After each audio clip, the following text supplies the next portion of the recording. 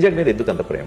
వైజాగ్ మీ mother అక్కడ పోటీ చేస్తే ఓడించిన ప్రాంతం, మీకు అక్కడ మిగతా ప్రాంతాలతో చూసుకుంటే తక్కువ బలం ఉంది. Rajni, basically you need to understand one thing. Vizag is the biggest city in Andhra Pradesh. ఎవరు ఒప్పుకున్నా ఎవరు ఒప్పుకోకపోయినా ఇది వాస్తవం.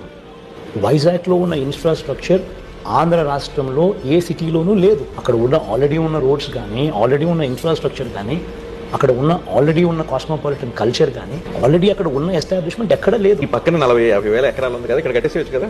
నేను చెప్పేది ఏంటంటే Vizag is already the biggest city in Andhra.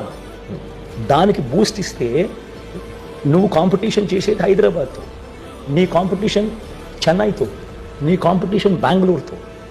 ఎప్పుడు ఈ పరిస్థితి వస్తుందనంటే నువ్వు వైజాగ్ నా ట్రస్ట్ ఇస్తే అప్పుడు ఈ Vizag will start competing with these people.